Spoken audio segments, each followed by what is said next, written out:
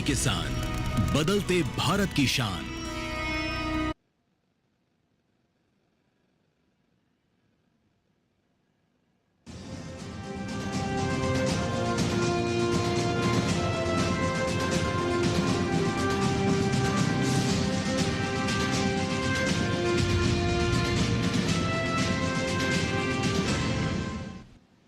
नमस्कार, स्वागत है आपका किसान समाचार में। मैं रेशमा आपके साथ। आइए नजर डाल लेते हैं इस वक्त की हेडलाइंस पर।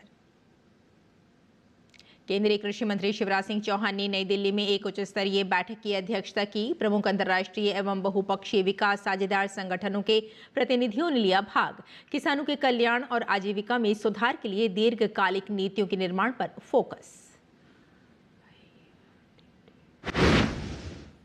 असम के गुवाहाटी में देश भर के वस्त्र मंत्रियों का 2 दिवसीय राष्ट्र सम्मेलन। 35 राज्यों के हथकरघा और वस्त्र विभागों के मंत्री ले रहे हैं भाग।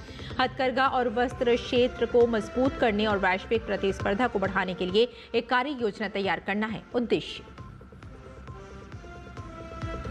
केंद्रीय मंत्री चिराग पासवान ने ग्रेटर नोएडा में इंडस फूड 2026 का किया उद्घाटन। कहा, नीतिगत बदलाव के लिए सरकार हमेशा है तैयार।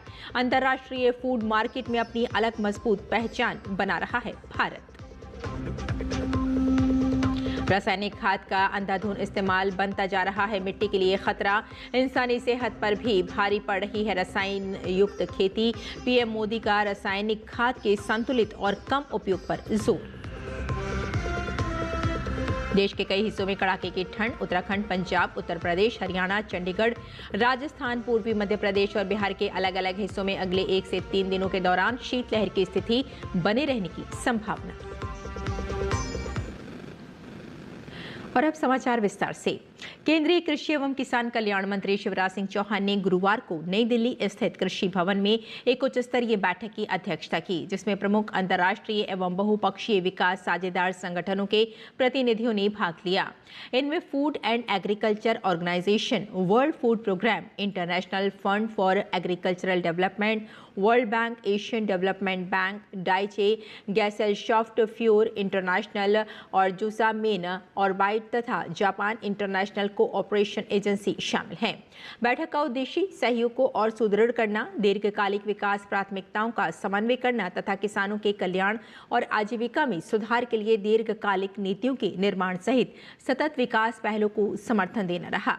प्रतिनिधियों का स्वागत करते हुए चौहान ने कहा कि भारत की कृषि यात्रा उल्लेखनीय रही है, जिसमें देश ने खाद्य घाटा वाले राष्ट्र से प्रमुख कृषि उत्पादों के बड़े निर्यातक के रूप में परिवर्तन किया है। उन्होंने इस परिवर्तन में अंतर्राष्ट्रीय संगठनों की भूमिका को भी रेखांकित किया।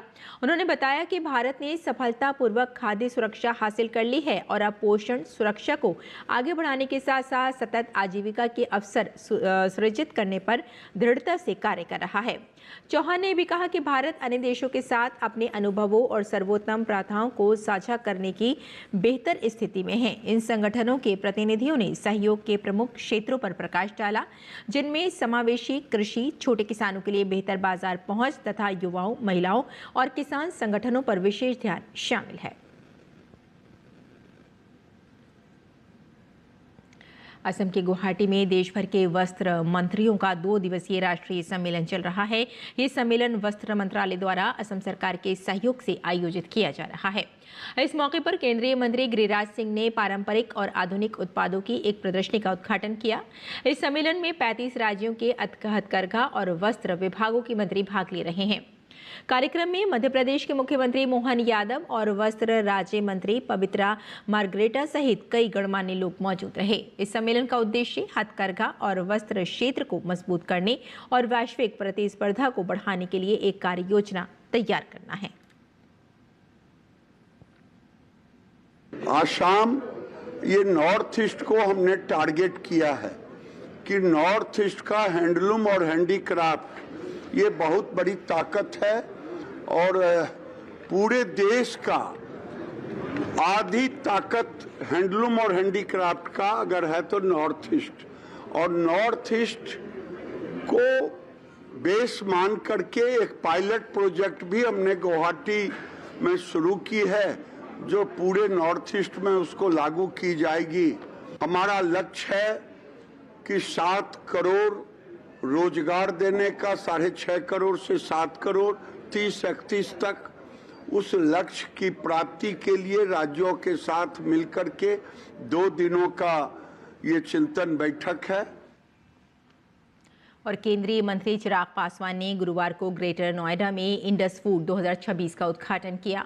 इंडस फूड 2026 का नवा संस्करण 10 जनवरी तक India expo centre and mart में आयोजित किया जा रहा है। इस कार्यक्रम में देश दुनिया से वैश्विक खरीदार और अंतर्राष्ट्रीय व्यापार मंडल के प्रतिनिधि शामिल हो रहे हैं। इस मौके पर चिराग पासवान ने प्रधानमंत्री नरेंद्र मोदी की सराहना की। उन्होंने कहा कि प्रधानमंत्री चाहते हैं कि Bharat food basket of world के नाम से स्थापित हो। आज भारत अंतर्राष्ट्रीय फूड मार्केट में अपनी अलग मजबूत पहचान बना रहा है। चिराग पासवान ने कहा कि नीतिगत बदलाव के लिए सरकार हमेशा से तैयार है। पीएम मोदी जो जीएसटी रिफॉर्म गए हैं वो भी इस मार्केट को मजबूती दे रहे हैं।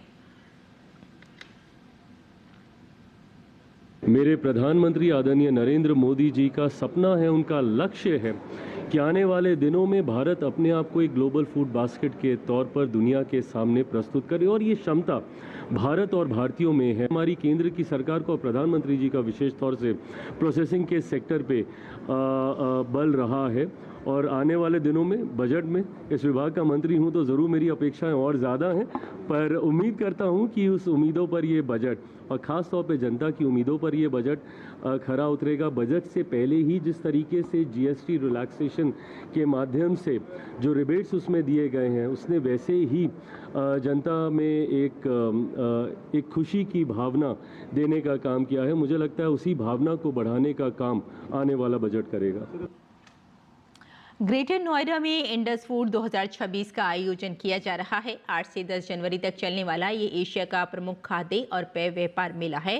करीब 1,20,000 वर्ग मीटर के कुल क्षेत्रफल में फैले इस एक्सपो में दुनिया के 120 से ज्यादा देशों के प्रतिनिधि शामिल हो रहे हैं। साथ ही निवेश, निर्यात, नियमन, एआई, स्वचालन और खाद्य पारिस्थितिकी तंत्र पर के एक्सपर्ट भी भाग ले रहे हैं। इसका जायजा लिया हमारे संवाददाता अजीत द्विवेदी ने। इंडस फूड 2026 की शुरुआत ग्रेटर नोएडा में हो गई है। फूड प्रोसेसिंग मिनिस्ट्री और टीपीसीआई के सहयोग से ये पूरा कार्यक्रम आयोजित किया जा रहा है, जहां पर कि दुनिया भर के करीब 120 के करीब जो देश हैं उनके रिप्रेजेंटेटिव यहां पर शामिल हो रहे हैं। साथ ही तमाम तरह के उत्पादों को यहां पर प्रदर्शित किया जा रहा है और साथ ही फूड प्रोसेसिंग सेक्टर में किस तरीके से नवाचार हो रहे हैं, किस तरीके से नए नए प्रोडक्ट जो हैं वो आ रहे हैं, उनको यहाँ पर दिखाया गया है। यूरोप, अमेरिका, मिडिल ईस्ट, तमाम अगर हम जो कॉन्टिनेंट की बात करें कि वहाँ के देश इसमें शामिल हो रहे हैं। साथ ही यहाँ पर भारत का जो है रिप्रेजेंटेशन बहुत ही खास है। यहाँ पर भारत की जो इंडस्ट्री है फूड प्रोसेसिंग की वो यहाँ पर बड़े पैमाने पर यहाँ पर उन्होंने अपना शोकेस किया है। यहाँ पर स्टॉल्स लगाए हुए हैं और भारत की बढ़ती ताकत दिखाता है ये एक्सपो की, किस तरीके से फूड प्रोसेसिंग सेक्टर में भारत जो है लगातार ग्लोबल लेवल पर आगे बढ़ रहा है और वर्ल्ड के फूड बास्केट बनने की ओर भारत किस तरीके से अग्रसर है वो इस तरीके से एक्सपो में साफ तौर पे दिखाई दे रहा है, जहां पर कि भारत की कंपनियां और भारत की जो फूड प्रोसेसिंग की टेक्निक है वो यहां पर एक ही छत के नीचे प्रदर्शित की गई हैं। कैमरामैन विमलेश के साथ Ajit Dwivedi, DD news, greater Noida. मिट्टी की सेहत को लेकर प्रधानमंत्री नरेंद्र मोदी लगातार किसानों से रासायनिक खाद के संतुलित और कम इस्तेमाल की अपील कर रहे हैं। उनकी ये अपील सिर्फ खेती तक सीमित नहीं है बल्कि पर्यावरण, जल, हवा और इंसानी स्वास्थ्य से भी गहराई से जुड़ी है। रासायनिक खाद का अत्यधिक उपयोग कितना खतरनाक है बता रहे हैं हमारे सहयोगी शमीम अख्तर। मैं किसान भाई बहनों को भी कहूंगा कि आपको भी मेरी मदद करनी होगी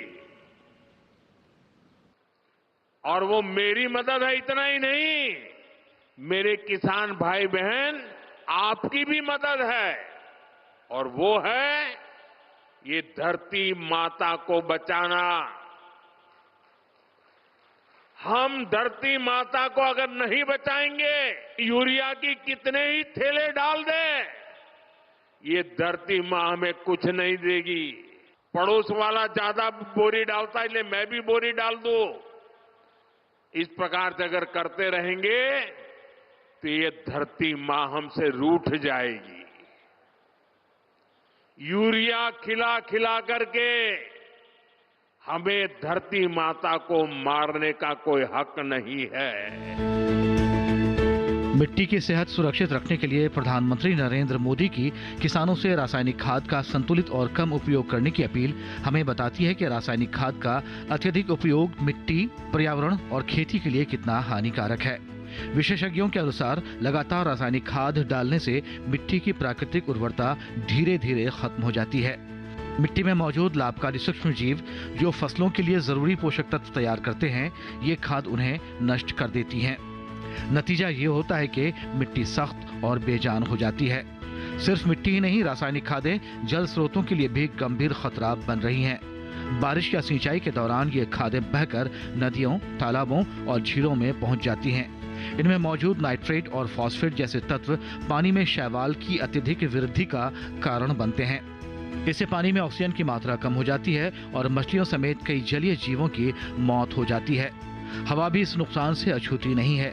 रासायनिक खादों के इस्तेमाल से नाइट्रस ऑक्साइड जैसी जहरीली गैसें निकलती हैं। ये गैस न केवल ओजोन परत को नुकसान पहुंचाती हैं, बल्कि ग्लोबल वार्मिंग को भी तेज करती हैं, जिससे जलवायु परिवर्तन की समस्या और गंभीर हो जाती है। सबसे चिंताजनक असर इंसानी स्वास्थ्य पर पड़ता है। रासायनिक खाद से उगाई गई फसलों में मौजूद नाइट्रेट और अन्य रसायन शरीर में पहुंचकर पाचन तंत्र को नुकसान पहुंचा सकते हैं। डॉक्टरों का कहना है कि लंबे समय तक ऐसे खाद्य पदार्थों का सेवन करने से गंभीर बीमारियों, यहां तक कि कैंसर का खतरा भी बढ़ सकता है। नाइट्रोजन आधारित उर्वरक यूरिया या डीएपी डालने से ये मिट्टी में केवल फसल को नाइट्रोजन का मात्रा पूरा नहीं करते हैं, उसके साथ साथ जो मिट्टी में रह जाते हैं वो नाइट्रस ऑक्साइड बन जाते हैं। एक और मुख्य इसका प्रभाव है कि जो मिट्टी में नाइट्रोजन हम इस्तेमाल करते हैं उर्वरक, उससे नाइट्रेट बन जाते हैं।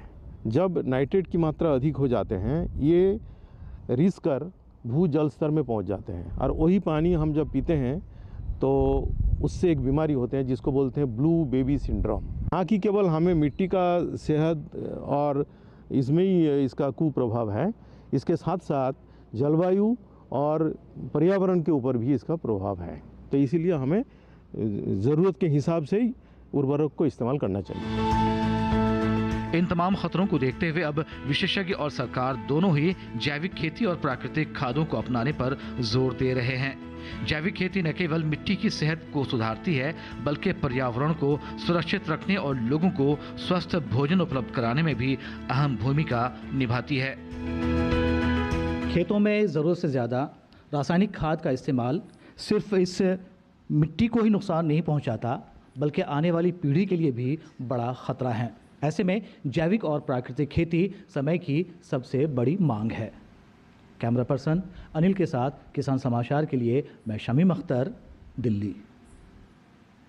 और विकसित भारत के लक्ष्य को जमीन पर उतारने के लिए भारतीय जनता पार्टी ने विकसित भारत जी राम जी कानून को लेकर देशव्यापी विशेष जागरूकता अभियान शुरू किया है। इस अभियान के तहत भाजपा नेता और कार्यकर्ता लोगों को कानून के प्रावधानों और उसके लाभों की जानकारी दे रहे हैं। इसी क्रम में पंजाब सहित कई राज्यों में सियासी हलचल तेज हो गई है। देखिए हमारी ये खास रिपोर्ट। विकसित भारत गारंटी फॉर रोजगार एवं आजीविका मिशन ग्रामीण यानी विकसित भारत जी राम जी कानून को लेकर भारतीय जनता पार्टी का देशव्यापी विशेष जागरूकता अभियान जारी है। देश भर में भारतीय जनता पार्टी के नेता और कार्यकर्ता सीधे जनता से संवाद कर इस कानून को गरीब, मजदूर और ग्रामीण भारत के हित में ऐतिहासिक कदम बता रहे हैं। पंजाब में भी इस अभियान के तहत भाजपा नेताओं ने लोगों से मुलाकात कर कानून के फायदे गिनाए। प्रदेश भाजपा अध्यक्ष सुनील जाखड़ ने राज्य की आम आदमी पार्टी की सरकार पर तीखा हमला बोलते हुए आरोप लगाया कि राज्य सरकार जनता को गुमराह कर रही है। उन्होंने कहा कि यह कानून मजदूर वर्ग को बेहतर मजदूरी और सम्मानजनक जीवन देने के लिए बनाया गया है, लेकिन आप सरकार को गरीबों के कल्याण से परेशानी है। उत्तर प्रदेश में भारतीय जनता पार्टी के नवनिर्वाचित अध्यक्ष पंकज चौधरी ने इस कानून को ग्राम स्वराज की दिशा में बड़ा कदम बताया। उन्होंने कहा कि अब ग्राम पंचायतों के प्रस्ताव पर ही विकास कार्य होंगे और तकनीक के इस्तेमाल से भ्रष्टाचार पर लगाम लगेगी। पहले बिल था जो मनरेगा का बिल था, उसमें बहुत त्रुटियां थी। इस बार जी राम जी में हम लोगों ने व्यवस्था किया है कानूनी रूप से कि 125 दिन का काम उनको देना ही पड़ेगा। नरेंद्र मोदी जी का विजन है कि विकसित गांव से विकसित राष्ट्र बनाना। कानून के विरोध में कांग्रेस ने देश भर में मनरेगा बचाओ संग्राम शुरू किया है। भाजपा सांसद अनुराग ठाकुर ने कांग्रेस के इस अभियान पर निशाना साधते हुए कहा कि कांग्रेस ही एकमात्र ऐसी पार्टी है जो गरीबों एवं गांवों के विकास का विरोध करती है। ये जो बिल है इससे गांव के विकास की गारंटी है, गरीब को रोजगार की गारंटी है, ज्यादा दिहाड़ी की गारंटी है, 100 से 125 दिन की गारंटी है। विकसित भारत जी राम जी देश हित में है, गरीब हित में है, गांव हित में है और गरीब के कल्याण के लिए है। कांग्रेस राम के नाम का और गरीब के काम का विरोध कर रही है। भाजपा का कहना है कि देशव्यापी जागरूकता अभियान के जरिए वो गांव-गांव तक विकसित भारत जी राम जी कानून की सच्चाई पहुंचाएगी। लेकिन इसके साथ ही शुरू हुए कांग्रेस के विरोध को देखते हुए आने वाले दिनों में सियासी घमासान और तेज होने के आसार हैं। Bureau report, DD news. और देश के कई हिस्सों में कड़ाके की ठंड पड़ रही है। गाजियाबाद समेत दिल्ली एनसीआर के कई हिस्सों में आज तड़के हल्का कोहरा नजर आया। वहीं दिल्ली एनसीआर के कुछ इलाकों में बूंदाबांदी भी हुई। मौसम विभाग के मुताबिक उत्तराखंड, पंजाब, उत्तर प्रदेश, हरियाणा, चंडीगढ़, राजस्थान, पूर्वी मध्य प्रदेश और बिहार के कुछ अलग अलग हिस्सों में अगले 1 से 3 दिनों के दौरान शीतलहर की स्थिति बने रहने की संभावना है। कड़ाके की ठंड के चलते गौतम बुद्ध नगर में नर्सरी से कक्षा 8 तक के स्कूल कल बंद रहेंगे। वहीं पंजाब में ठंड की वजह से स्कूलों की छुट्टियां 13 जनवरी तक बढ़ा दी गई हैं। घने कोहरे के कारण ट्रेनों की आवाजाही भी प्रभावित हुई है। कल जम्मू और कश्मीर में इस मौसम की सबसे ठंडी रात थी। शहर में न्यूनतम तापमान -5.1 डिग्री सेल्सियस दर्ज किया गया। वहीं गुलमर्ग में न्यूनतम तापमान -9.2 डिग्री सेल्सियस और पहलगाम में -8.6 डिग्री सेल्सियस दर्ज किया गया। मौसम विभाग ने 20 जनवरी तक कश्मीर में कड़ाके की ठंड और ड्राई वेदर का अनुमान लगाया है।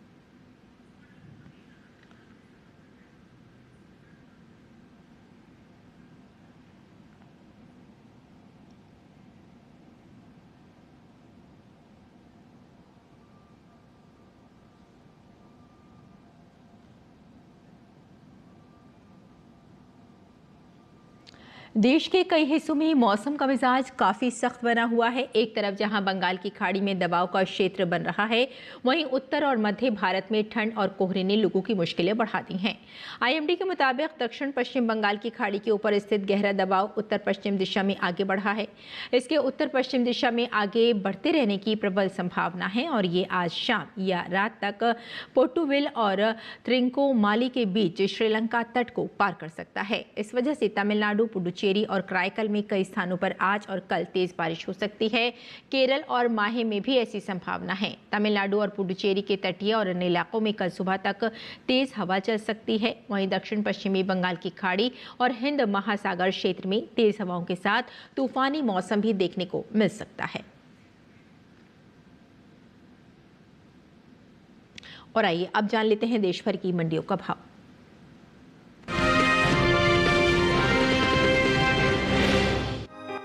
इन दिनों लाल मिर्च की कृषि उपज मंडियों में आवक सुस्त देखने को मिल रही है।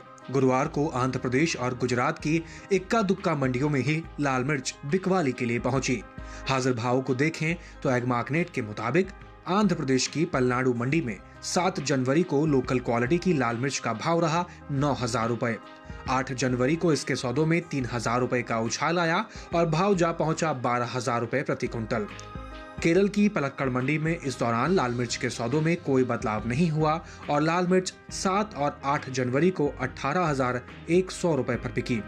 लाल मिर्च के बीते 5 सालों के निर्यात आंकड़ों पर नजर डालें तो भारतीय मसाला बोर्ड की ओर से हाल ही में जारी ताजा आंकड़ों के मुताबिक साल 2019-20 के दौरान भारत से होने वाले लाल मिर्च के निर्यात 4,96,000 टन रहा था, जिसमें साल 2020-21 के दौरान बढ़त देखने को मिली और लाल मिर्च का निर्यात 1,53,815 टन बढ़कर 6,49,815 टन पर पहुंच गया।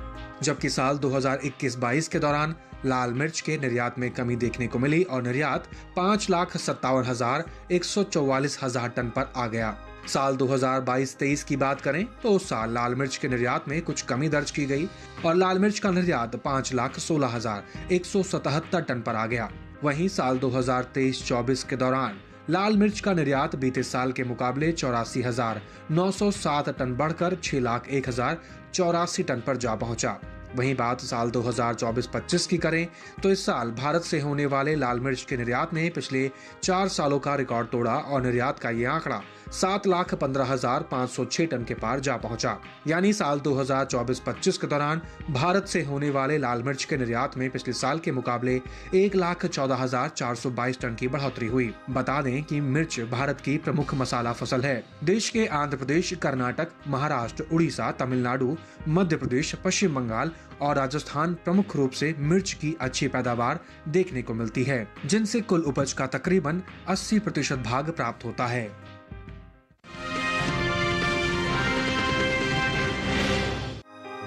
कुछ समय पहले ही कृषि एवं किसान कल्याण मंत्रालय ने साल 2025-26 के कृषि फसलों के पहले अग्रिम अनुमान को जारी किया है।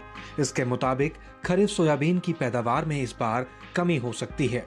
अनुमान है कि साल 2025-26 में खरीफ सोयाबीन की पैदावार 142.66 लाख टन तक पहुंच सकती है, जबकि पिछले साल ये पैदावार 152.68 लाख टन रही थी। माना जा रहा है कि इस घटी हुई पैदावार का असर सोयाबीन के बाजार भाव पर भी दिखाई दे सकती है। फिलहाल मंडियों में इन दिनों सोयाबीन की आवक सामान्य बनी हुई है। हाजिर भाव को देखें तो एग्मार्कनेट के मुताबिक गुरुवार के दिन इसके सौदों में मिला जुला रुख देखने को मिला। गुजरात की अमरेली मंडी में 7 जनवरी को सोयाबीन का भाव था 4,350 रुपए। 8 जनवरी को इसमें 250 रुपए की गिरावट आई और सोयाबीन 4,100 रुपए पर बिका। राज्य की ही जामनगर मंडी में बीते 2 दिनों के दौरान सोयाबीन के भाव स्थिर रहे और यहां 7 और 8 जनवरी को सोयाबीन 4,000 रुपए पर बिकी। जूनागढ़ मंडी में सोयाबीन के सौदे 7 जनवरी को 4,680 रुपए पर हुए। 8 जनवरी को इसमें 30 रुपए की नरमी आई और भाव हो गया 4,650 रुपए, जबकि राजकोट मंडी में इस दौरान सोयाबीन के सौदों में तेजी के साथ कारोबार हुआ। 7 जनवरी को यहां सोयाबीन का भाव था 4,605 रुपए। 8 जनवरी को इसके सौदे 245 रुपए उछलकर 4,850 रुपए पर हुए।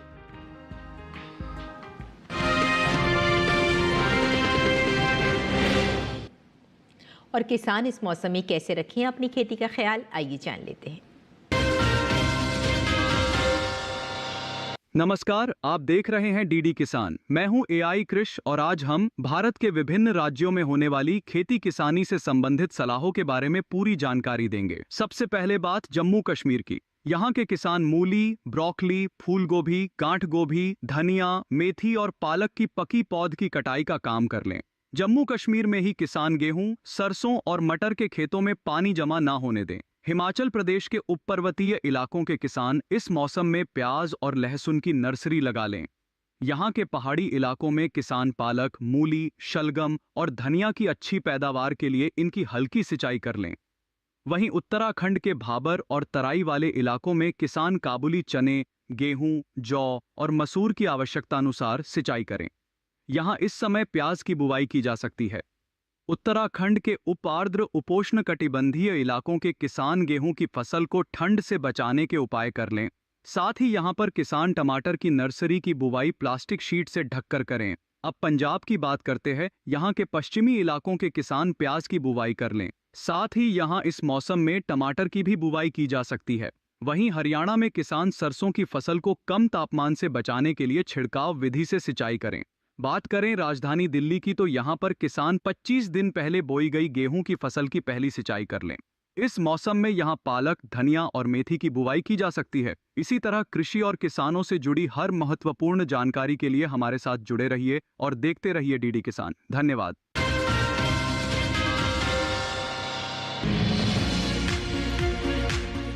इस समय पालक की बुआई की जा सकती है। पालक को मैदानी और पहाड़ी दोनों क्षेत्रों में बोया जा सकता है।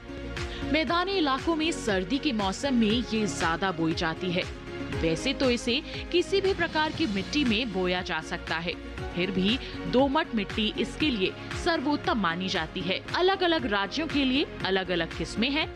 किसान वैज्ञानिकों से सलाह लेकर बीज का चुनाव कर सकते हैं। अच्छी नमी से बुआई करने पर तुरंत सिंचाई की जरूरत नहीं पड़ती।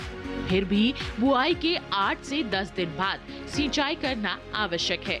इसके बाद 10 से 15 दिन के अंतराल पर सिंचाई करते रहें। पत्तियों की हर कटाई के बाद सिंचाई करना ना भूलें। खरपतवार नियंत्रण के लिए बोने के 15 से 20 दिन बाद पहली निराई गुड़ाई कर दें। पालक के लिए 2 से 3 बार निराई गुड़ाई करनी चाहिए। पत्तेदार सब्जियों में आमतौर पर बीमारी नहीं लगती, फिर भी अगर बीमारी लग जाए तो कटाई के बाद दवा छिड़कें ताकि पत्तियों पर दवाई का असर ना हो। वैसे पालक में सर्कोस्पोरा लीफ स्पॉट और डंपिंग ऑफ जैसी बीमारियों की आशंका रहती है। लीफ माइनर, चैंपा, माहू और इल्ली जैसे कीट पालक की पत्तियों को नुकसान पहुंचा सकते हैं। बचाव के लिए विशेषज्ञों की सलाह पर उचित दवाएं छिड़कें। ध्यान रखें कि फसल में किसी भी प्रकार की दवा का छिड़काव करने से पहले कृषि विशेषज्ञों से सलाह जरूर लें।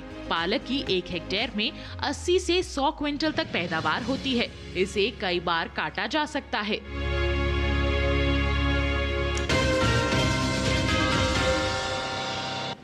और खेती किसानी के साथ साथ आइए नजर डाल लेते हैं कुछ और महत्वपूर्ण खबरों पर। खास खबर में भारत सरकार का परिवहन मंत्रालय राहगीर योजना बहुत जल्द शुरू करने जा रहा है, जिसमें किसी भी सड़क पर दुर्घटनाग्रस्त हुए घायलों को अस्पताल पहुंचाने वाले शख्स को 25,000 रुपए प्रोत्साहन राशि प्रदान की जाएगी। जयपुर में 15 जनवरी को एक भव्य सेना दिवस परेड का आयोजन किया जाएगा। इस परेड के माध्यम से लोगों को भारतीय सेना के अनुशासन, शौर्य, बलिदान और सैन्य शक्ति को देखने का अवसर मिलेगा। इंडिया गेट के पास कर्तव्य पथ पर गणतंत्र दिवस की रिहर्सल, जवानों ने कड़ाके की ठंड में परेड रिहर्सल की। लैंड फॉर जॉब मामले में दिल्ली की राउज एवेन्यू कोर्ट ने लालू प्रसाद यादव और उनके परिवार के सदस्यों के खिलाफ आरोप तय किए हैं। इसके साथ ही 52 रेलवे अधिकारियों को मामले से डिस्चार्ज किया गया। उत्तर प्रदेश के मुख्यमंत्री योगी आदित्यनाथ ने केंद्रीय रक्षा मंत्री राजनाथ सिंह के साथ अशोक लीलैंड कंपनी के नए मैन्युफैक्चरिंग प्लांट का उद्घाटन किया।